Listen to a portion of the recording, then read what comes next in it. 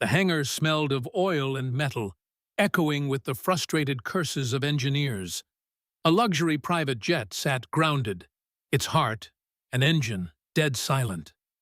Wealthy investors tapped their feet, impatient. Among them stood David, a white engineer with polished shoes and a condescending smirk.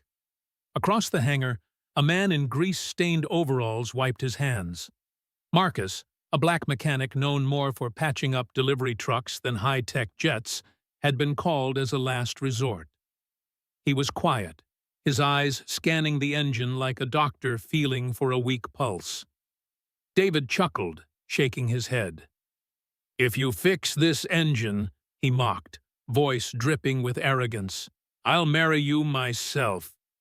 The hangar roared with laughter. But Marcus didn't laugh. He simply nodded, muttering, "Engines don't care about skin color. They care about who listens to them."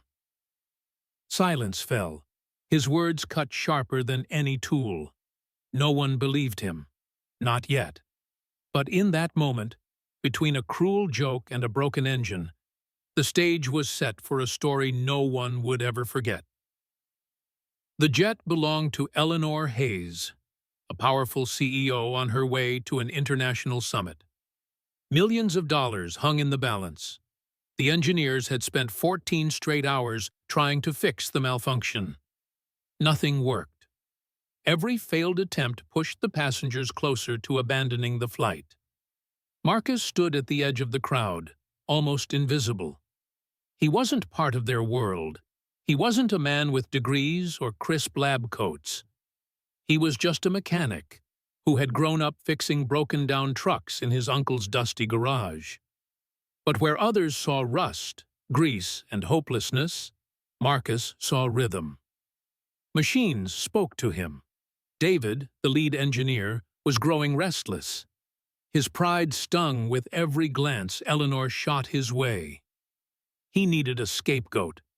And Marcus, the outsider, was perfect. "Go on then, mechanic," David sneered, crossing his arms. "Show us how you'll save the day, or prove what we already know. You don't belong here." Marcus didn't flinch. He walked toward the engine, ignoring the murmurs and side-eyes. He placed his hand on the cold metal and closed his eyes. He could hear it. The faintest whine, the echo of something blocked deep inside.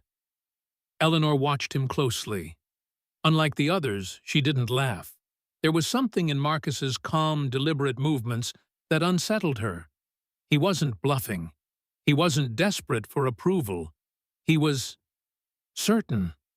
The hangar fell into an eerie silence as Marcus pulled out his old, scratched toolbox. The other engineers scoffed. Compared to their gleaming equipment, his tools looked prehistoric. But in Marcus's hands, they looked like instruments of precision. The first twist came quickly. As Marcus removed a key panel, everyone gasped. Hidden deep inside the engine was a piece of debris, a bolt that shouldn't have been there. David's face went pale. He had missed it. His entire team had missed it. Marcus pulled it free, but he didn't stop. He kept working, tightening valves, recalibrating circuits, and realigning gears. His movements were confident, like a man conducting an orchestra only he could hear. David tried to laugh it off. "Finding a loose bolt doesn't mean you can fix an engine this complex," he snapped. But then the engine coughed. A sputter, a breath. The hangar froze. Marcus adjusted one last setting, then stepped back. "Try it now," he said softly. The ignition sequence began. The engine roared to life, smooth and thunderous. The jet trembled, alive again. Cheers erupted. Engineers who had mocked him now stared in disbelief. Eleanor smiled for the first time that day. But David, his pride shattered, looked at Marcus like he had seen a ghost. Because in that moment, the joke he had made hours earlier hung heavy in the air. "If you fix this engine, I'll marry you." And Marcus had fixed it. The crowd's laughter turned into chants. "You said it, David! You said you'd marry him!" David's face burned red. "It was a joke," he snapped, trying to escape the humiliation. But Eleanor stepped forward, her voice cutting through the chaos. "No, it wasn't just a joke.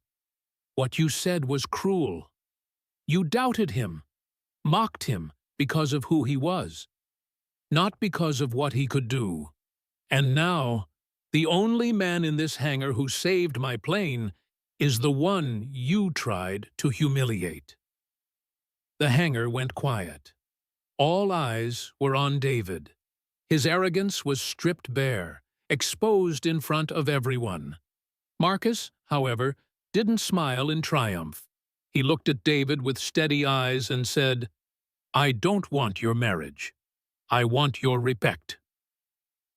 The weight of those words crushed the room.